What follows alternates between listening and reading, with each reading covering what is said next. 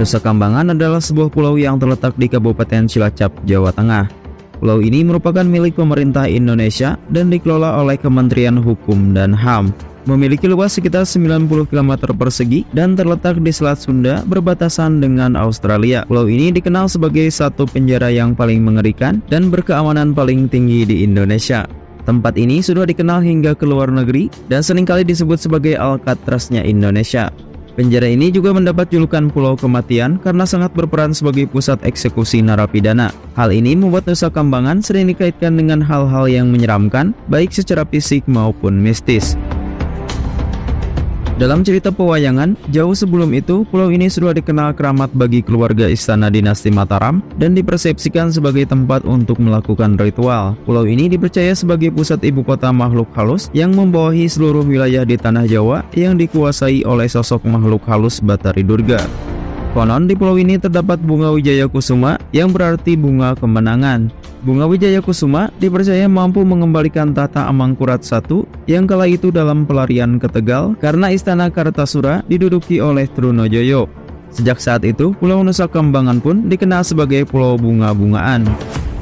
Pada tahun 1836, orang-orang Belanda mulai membangun pulau ini sebagai benteng pengawasan sekaligus pertahanan di pulau ini untuk melindungi wilayah Jawa dari serangan musuh. Namun pada tahun 1850, wabah malaria melanda Nusa Kambangan dan menelan banyak korban jiwa yang tak lain adalah penduduk pribumi yang dipekerjakan untuk membangun pulau. Sebagai gantinya, didatangkanlah ratusan narapidana dari berbagai wilayah untuk melanjutkan pembangunan benteng. Selain benteng, bangunan penjara untuk menampung 300 orang pun mulai didirikan di sini. Sejak itulah Pulau Nusa Kambangan mulai digunakan untuk memenjarakan orang dan ditetapkan oleh pemerintah kolonial Hindia Belanda sebagai Pulau Bui.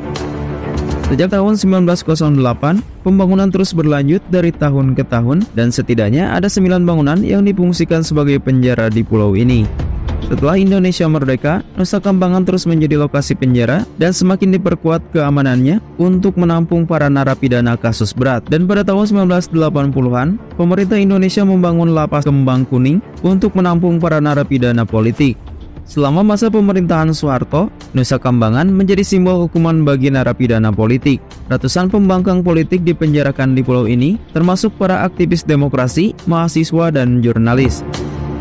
Ada banyak nama narapidana yang menjadi terkenal karena dipenjara di pulau ini. Sebut saja anak bungsu mantan Presiden Soeharto, Utomo Mandala Putra. Lalu ada mantan Menteri Perindustrian dan Perdagangan Bob Hasan, penulis yang tulisannya membuat resah pemerintah, Pramoedya Anantatur, hingga Kusni Kasdut, perampok orang kaya yang dikenal sebagai Robin Hood-nya Indonesia karena sering membagi-bagikan hasil rampokannya kepada rakyat miskin lantaran selalu ditolak saat melamar kerja. Selain itu, Nusa Kambangan kini menjadi titik pelaksanaan hukuman mati bagi beberapa narapidana, mulai dari tahanan yang dituduh terlibat dalam G30S, dituduh anggota PKI, tahanan khusus pembunuhan berantai, dan sejumlah pidana kelas berat lainnya. Beberapa peristiwa eksekusi mati di Pulau Nusa Kambangan yang menyita perhatian dunia adalah pelaksanaan hukuman bagi trio teroris yang terkenal yang bertanggung jawab atas kasus bom Bali, yaitu Imam Samudra, Amrozi, dan Mukhlas pada tahun 2008 silam. Ada pula kasus eksekusi mati bandar narkoba, Miuran Sukumaran dan Andrew Chan dari Australia yang dieksekusi pada 29 April 2015, lalu disusul eksekusi Freddy Budiman yang dilakukan pada 29 Juli 2016. Selain itu, ada juga Rio Martil, pembunuh yang menghabiskan nyawa 4 orang dengan sebuah martil. Ada beberapa tempat eksekusi narapidana yang dihukum mati di sini. Di antaranya adalah Bukit Nirbaya dan Reruntuhan Lepas Gilger. Kedua tempat tersebut selalu digunakan sebagai tempat eksekusi bagi narapidana kelas kakap seperti teroris, pembunuh berantai, bandar narkoba, dan lain sebagainya. Semua narapidana yang menginjakan kaki pada Bukit Nirbaya dan Lepas Gilger tidak ada yang pernah kembali dengan selamat. Namun demikian, sebenarnya tidak ada yang tahu tepatnya lokasi eksekusi. Di Bukit Nirbaya terdapat gubuk kayu untuk tempat istirahat para pekerja kebun jeruk. Namun ketika menjelang eksekusi, para pekerja diperintahkan untuk mengungsi ke tempat lain terlebih dahulu. Para pekerja dilarang keras untuk mendekati lokasi kebun jeruk selama eksekusi, bahkan area tersebut akan dibersihkan untuk siapapun. Maka dari itu tidak ada yang tahu persis lokasi eksekusi para narapidana tersebut. Menurut kesaksian warga, mereka seringkali mendengar suara misterius yang dipercaya berasal dari arwah mereka yang tidak tenang. Selain itu, beberapa tahanan yang tidak dijemput atau tidak diakui keluarganya juga dimakamkan di Bukit Nirbaya ini. Sebagai pulau angker, tentu Nusa Kambangan juga dihuni oleh makhluk halus yang cukup terkenal seperti sosok hantu tanpa kepala yang disebut hantu Mbah Syukur. Seringkali ia menampakkan dirinya pada malam hari di Pulau Nusa Kambangan ini dengan berjalan tak tentu arah mengitari penjara Nusa Kambangan.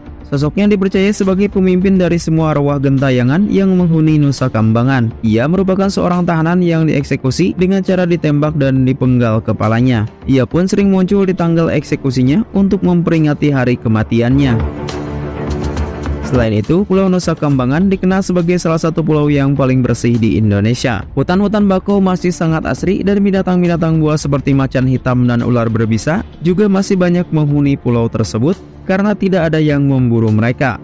Oleh karena itu, jika seorang narapidana berhasil kabur dari lapas Nusa Kambangan, mereka tidak akan selamat karena kemungkinan besar mereka akan diserang oleh binatang-binatang buas yang menghuni pulau ini. Meskipun dikenal sebagai pulau yang ketat dengan penjagaan serta terkesan tertutup, akan tetapi sebagian kawasan di Nusa Kambangan terbuka untuk berwisata. Bahkan para pemandu wisata dan juga pedagang di sekitar pulau ini adalah para napi yang melakukan asimilasi yang sebentar lagi akan dibebaskan. Souvenir khas yang ditawarkan di pulau ini adalah kerajinan dan batu akik khas Nusa Kambangan, Pantai Cimiring dan Pantai Permisan, serta Goa Ratu, Goa Putri, dan Goa Masigit Selo yang bisa dikunjungi oleh wisatawan yang datang berkunjung ke pulau ini.